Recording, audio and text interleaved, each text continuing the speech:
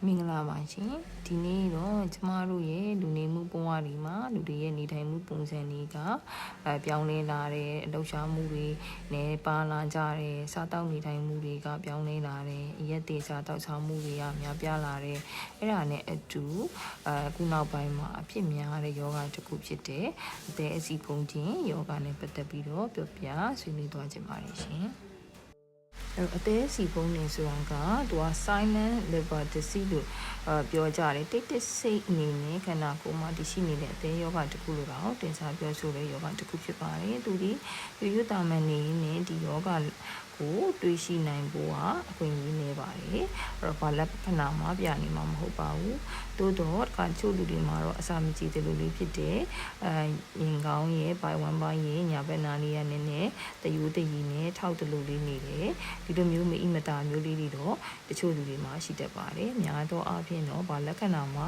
ပြဘဲနဲ့အသေးစီပုံခြင်းယောဂဒီဆွဲကပ်နေတာဖြစ်နိုင်ပါတယ်အဲ့ဒါဆိုရင်ဒီအသေးစီပုံခြင်းယောဂကိုဘယ်လိုသိရှိနိုင်မလဲဆိုတော့တခြားသောယောဂအလေးကိုရှာဖွေကုသနေရင်းနဲ့မှစစ်ဆေးတဲ့အခါမှာဒါတွေ့ရှိပြီးတော့မှသိရှိရတဲ့ယောဂတစ်ခုဖြစ်ပါတယ်အများစုသိရှိသွားတဲ့အခြေအနေတစ်ခုကတော့တခြားသောယောဂအကြောင်းတစ်ခုကိုရှာဖွေတဲ့အခါမှာအဓိကတော့သွေးစစ်တယ်ပေါ့သွေးထဲမှာအဆီတက်တွေကိုစစ်ဆေးတာမျိုးရဲ့နောက်တစ်ခုကဒီ ultrasound ရိုက်တဲ့ one bite ကို ultrasound ရိုက်တဲ့အခါမှာအသေးရဲ့အခြေအနေမှာပေါ့နော်အသေးမှာအဆီဖုံးတဲ့လက္ခဏာကိုတွေ့ရှိတယ်ဆိုပြီးတော့မှပဲအများသောအားဖြင့်ဒီအသေးအဆီဖုံးခြင်းယောဂကိုသိရှိကြတာများပါတယ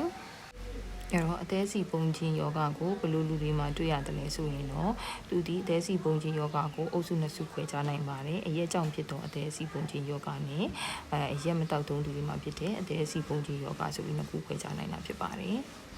်အဲ့တော့ဒါဆိုရင်တော့အထက်မှာပြောတဲ့အတိုင်းအရက်ကြောင့်ဖြစ်တဲ့အသေးစီဖုံးခြင်းလို့ပြောတဲ့အတွက်ကြောင့်အရက်ဘီယာနဲ့ပတ်သက်တဲ့ဒီတောက်သုံးသူတွေမှာအများအလွန်ကျွမ်းတောက်သုံးတဲ့သူတွေမှာအသေးစီဖုံးခြင်းဖြစ်နိုင်တယ်ဆိုတာထင်ရှားနေပါပြီ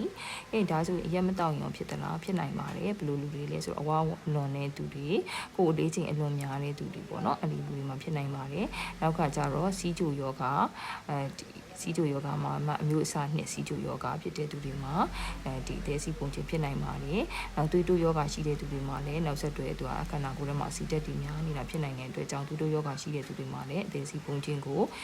ဂရုစိုက်ရမှာဖြစ်ပါတယ်နောက်တစ်ခုကခန္ဓာကိုယ်ထဲမှာအဆီတက်များနေတဲ့သူတွေမှာလည်းဒီအသေးစီပုံခြင်းဖြစ်နိုင်ပါတယ်အဲ့တော့အဆီတက်များတယ်လို့ပြောတဲ့သူတွေမှာဝါလွန်တာနဲ့မတူဘူးလားတချို့လူတွေမှာမဝပါဘူးเนาะမဝပေမဲ့ခန္ဓာကိုယ်ရဲ့သွေးထဲမှာမကောင်းတဲ့အဆီတက်တွေများနေတဲ့သူတွေမှာလည်းအသေးစီပုံခြင်းကိုတွဲပြီးတော့တွေ့ရှိရနိုင်တာဖြစ်ပါတယ်နောက်အခုခေတ်ကာလနဲ့မှာဆိုလို့ရှိရင်လူဒီကိုလက်လှုပ်ရှားမှုနေပါတဲ့အခါမှာဆိုလို့ရှိရင်အသေးစီပုံခြင်းယောဂကိုများပြားစွာတွေ့ရှိလာရတာကိုတွေ့ရှိရပါတယ်အဲ့တော့အသေးအစီပုံခြင်းဘယ်လိုဖြစ်လာတာလဲဆိုတာကိုရှင်းပြမယ်ဆိုလို့ရှိရင်တော့ကျမတို့နေ့စဉ်စားသုံးလိုက်တဲ့အစာအာဟာရရဲ့အသေးကနေပြီးတော့မှဒီခန္ဓာကိုယ်ရဲ့အဆီဓာတ်တွေကိုဘယ်လိုထမ်းဆောင်ပြီးလဲဆိုတာ ਨੇ ရှင်းပြရမှာဖြစ်ပါတယ်အဲ့တော့ကျမတို့ရဲ့နေ့စဉ်စားသုံးတဲ့မှာအဓိကအုပ်စုကြီးဖြစ်တဲ့ကစီတက်ပါမယ်အသားတက်ပါမယ်အဆီတက်ပါမယ်ဒါတွေကတော့နေ့စဉ်စားသုံးတဲ့မှာအဓိကအာဟာရတွေဖြစ်ပါတယ်အဲ့ဒီကနေစားသုံးလာတဲ့အခါမှာအလွန်အကျွံစားသုံးတဲ့ကစီတက်ကိုများစွာစားသုံးတဲ့ကစီတက်ဆိုတာကတော့ထမင်းတို့အာလူတို့နောက်ကကျတော့ဂျုံတို့ပြောင်းတို့ပေါ့နော်ဒါမျိုးတွေနောက်ကကျတော့တကြားတက်အချိုတက်အရင်များတဲ့အစားစားတွေအချိုတက်ပါတဲ့အစားစားတွေဒီကစီတက်တွေဖြစ်ပါတယ်အဲ့ဒါတွေကိုစားသုံးတဲ့အလွန်အကျွံစားသုံးတဲ့နောက်ကကျလို့ရှိရင်အဆီတက်ပါတဲ့ဟာဆိုတာကကျတော့အသားတွေမှာပါတဲ့အဆီတွေဒါမှမဟုတ်ဟင်းချက်ဆီတွေမှာပါတဲ့အဆီတွေပေါ့နော်အဲ့အဆီတက်တွေဒီစားသုံးတဲ့အခါမှာခန္ဓာကိုယ်ဒီစားအိမ်ကနေပြီးမှတဆင်သွေးတွေကိုစုပ်ယူပြီးတဲ့အခါမှာဆိုလို့ရှိရင်ဒီအဆီတက်တွေကိုအသေးကနေပြီးတော့မှဒီဟာကိုထိမ့်သိမ်း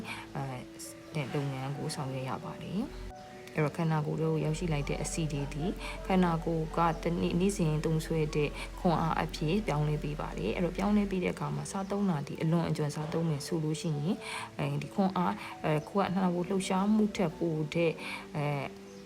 ဟာကိုခန္ဓာကိုယ်ကစားသုံးမိသွားတယ်ဆိုရင်ပိုရှန်တဲ့ဟာတွေဒီကစီတက်ကပဲဖြစ်ဖြစ်အဆီတက်ကပဲဖြစ်ဖြစ်ခန္ဓာကိုယ်ထဲမှာအဆီအဖြစ်ပြောင်းလဲသွားပါတယ်အဲအဆီတွေဒီခန္ဓာကိုယ်မှာစုဆောင်းလာပြီးတဲ့အခါမှာဆိုလို့ရှိရင်ခန္ဓာကိုယ်ဒီဝါလွန်လာတဲ့တဖြည်းဖြည်းဝါလာတဲ့အနေအထားတစ်ခုဖြစ်ပါတယ်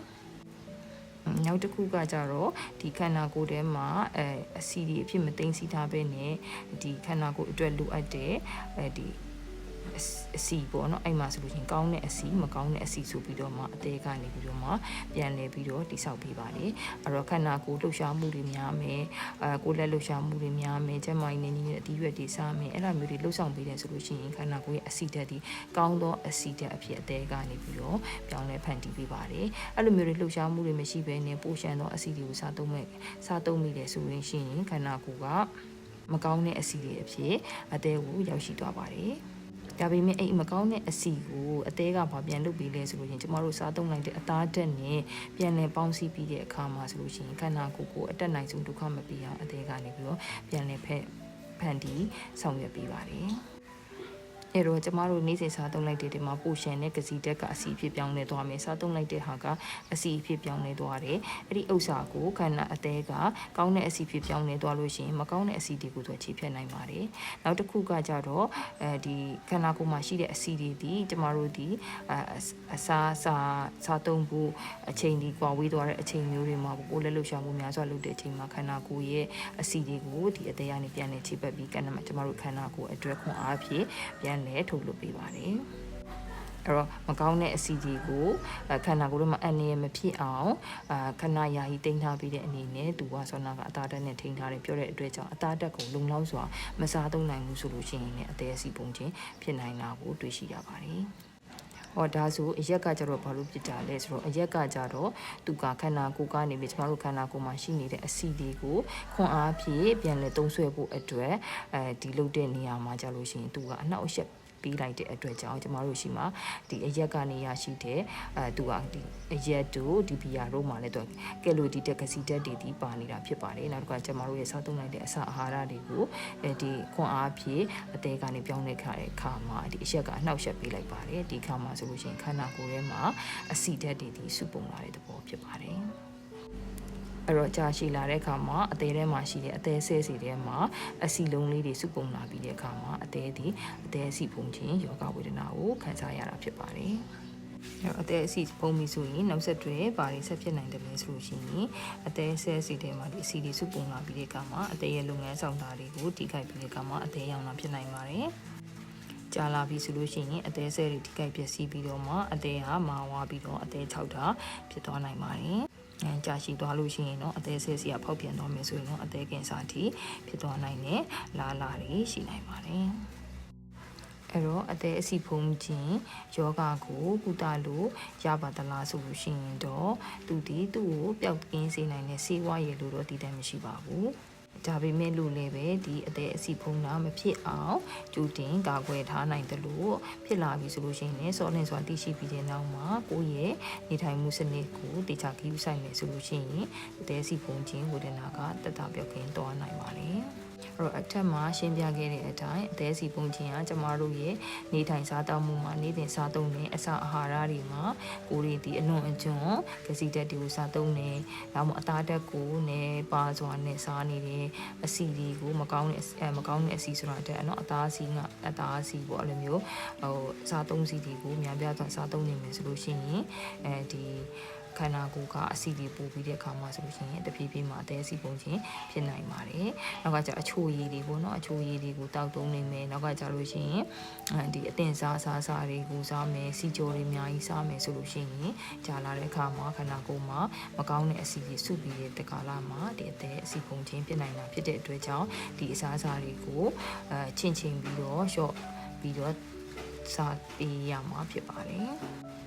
အဲ့တော့အတိတတိနဲ့တင့်လျော်တဲ့ပမာဏကိုပဲချင်းပြီးတော့စားသုံးဖို့လိုပါတယ်။အဲ့တော့ခန္ဓာကိုယ်ရဲ့ကောင်းမွန်တဲ့အတိအနံများစားတာတို့ငါးမှာပါတဲ့အစီကကျတော့ကောင်းဆုံးအစီကိုဖြစ်စေတဲ့အတွက်ကြောင့်ငါးကိုများစားတင်ပါတယ်ပရိုတင်းထဲမှာဆိုရင်ပေါ့နော်အဲ့လိုမျိုးနောက်ခန္ဓာကိုယ်လက်လှုပ်ရှားမှုကိုပုံမှန်လုပ်ပေးတင်ပါတယ်ဒီနေ့ကိုလက်လှုပ်ရှားမှုကိုနိုင်ဝက်လောက်ပုံမှန်လုပ်မယ်ကိုယ်လက်လှုပ်ရှားမှုဆိုတာမှလမ်းလျှောက်နိုင်နေဆိုရင်လမ်းလျှောက်မယ်ပြေးနိုင်နေဆိုပြေးမရေကူးတယ်ပေါ့နော်စပိန်စီးမယ်အစရှိတဲ့ဖြင့်အဲ့ဒါကိုဒီနေ့ကိုနိုင်ဝက်လောက်ပုံမှန်လုပ်ပေးမယ်ဆိုလို့ရှိရင်အသေးစီပုံချင်းကိုကာကွယ်ထားနိုင်တယ်လို့အကယ်၍ဖြစ်ပေါ်လာပြီဆိုလို့ရှိရင်စောလင့်စွာသိမယ်ဆိုလို့ရှိရင်တဖြည်းဖြည်းဒီကိုယ့်ရဲ့နေထိုင်ပုံစံကနေပြီးတော့ဒီဟာကိုတက်တာသွားစေနိုင်မှာဖြစ်ပါတယ် တကူကအရက်ဘီယာတောက်တုံးချင်းဒီအသေးစီပုံချင်းကိုဖြစ်နိုင်တဲ့အဓိကအချက်တစ်ခုဖြစ်တဲ့အတွက်အဲ့တော့ဒီအသေးစီပုံချင်းကာကွယ်ထားမယ်ဆိုလို့ရှိရင်ကာကွယ်ထားဖို့ဆိုရင်အရက်ဘီယာတောက်တုံးချင်းကိုshort တောက်တုံးရမှာဖြစ်ပါတယ်အဲ့တော့အလွန်ကျွန်းတောက်တုံးမှုရှောင်ကျဉ်ရမှာဖြစ်ပါတယ်အကယ်၍အသေးစီပုံလာပြီဆိုလို့ရှိရင်တော့ဒီရက်ဘီယာကိုလုံးဝရှောင်ကျဉ်လိုက်တာကအကောင်းဆုံးဖြစ်ပါတယ်သွေးယောဂရှိမယ်ဆိုလို့ရှိရင်မိမိရဲ့သွေးတူယောဂကိုထိန်းထားဖို့ဆေးကိုပုံမှန်တောက်ရမှာဖြစ်ပါတယ်အဲ့တော့စီးချိုယောဂရှိမယ်ဆိုလို့ရှိရင်လည်းအဲ့တော့အစာနဲ့ထိန်းလို့ရတဲ့အဆင့်ဆိုလို့ရှိရင်လည်းကိုယ့်ရဲ့စီးချိုကိုအစာနဲ့ထိန်းပြီးတော့အစီကျူမတက်အောင်ထိန်းနိုင်ရမှာဖြစ်တယ်လို့ဆေးနဲ့ထိန်းမှရမယ်အဆင့်ဆိုရင်လည်းဒီဆရာဝန်ညွှန်ကြားထားတဲ့ဆေးကိုပုံမှန်တောက်သုံးခြင်းအပြင်ဒီအသေးအစီပုံခြင်းယောဂကိုကာကွယ်ထားနိုင်မှာဖြစ်တယ်လို့ဖြစ်လာခဲ့လို့ရှိရင်လည်းဒီကုတာတဲ့ပေါ့နော်ကိုယ့်ရဲ့နေထိုင်မှုပုံစံကိုပြုမှုနေထိုင်ခြင်းအပြင်တသားပြောက်ကင်းသွားနိုင်မှာဖြစ်ပါတယ်ဒီကုန်းချုပ်အနေနဲ့ပြောချင်တာကတော့ဒီအသေးစီပုံချင်းဆိုတာကအခုခေတ်သစ်လူနေမှုဘဝတွေမှာဆိုလို့ရှိရင်အရက်ပြားတောက်တုံးမှုတွေဒီတွေတော်တော်များများတွေ့လာရတယ်လူတွေဒီလေကိုလက်လှုပ်ရှားမှုတွေနေလာကြတယ်အစားအသောက်မှာဆိုလို့ရှိရင်လည်းအတင်စားတွေစားတယ်စီကြော်တွေစားတယ်မတဲခန္ဓာကိုယ်ရဲ့အချိုရည်တွေပေါ့ခန္ဓာကိုယ်အတွက်ပိုရှန်စီမဲ့တခြားတက်ပါတဲ့အချိုရည်တွေကိုအလွယ်တကူတောက်တုံးနေမယ်နောက်တစ်ခါကျတော့ကိုလက်လှုပ်ရှားမှုကိုပုံမှန်မလုပ်ဘူးစိတ်ပီစီမှုတွေများလာမယ်ဒါမျိုးတွေဒီခန္ဓာကိုယ်ရဲ့အဆီဓာတ်တွေကိုစုပြီးတော့ခန္ဓာကိုယ်မှာမကောင်းတဲ့အဆီတွေစုပုံလာပြီးတော့မှအသေးကိုဝင်ပို့စေတာဖြစ်ပါတယ်အဲ့တော့မိမိရဲ့အသေးလေးကိုချစ်ခင်စွာနဲ့ဆောင်ရှောက်ဖို့ဆိုလို့ရှိရင်မိမိရဲ့နေ့စဉ်ပြုမှုနေထိုင်မှုဒီချမ်းမာရေးနဲ့ညီညွတ်စွာနေထိုင်စားတောက်မယ်ဆိုရင်အတိတ်တတိလေးနဲ့ကပ်ပြီးတော့နေထိုင်စားတောက်မယ်ဆိုလို့ရှိရင်ဒီအသေးစီပုံချင်းကိုကာကွယ်ထားနိုင်တယ်လို့ဖြစ်လာခဲ့နေနဲ့စောလင်စွာနဲ့ဆင်ချင်းနေထိုင်ခြင်းအပြင်ယောဂဝေဒနာတွေတက်တာပြောက်ကင်းသွားနိုင်မယ်လို့မျှော်လင့်ပါတယ်အားလုံးပဲကျမ်းမာချမ်းသာကြပါစေရှင်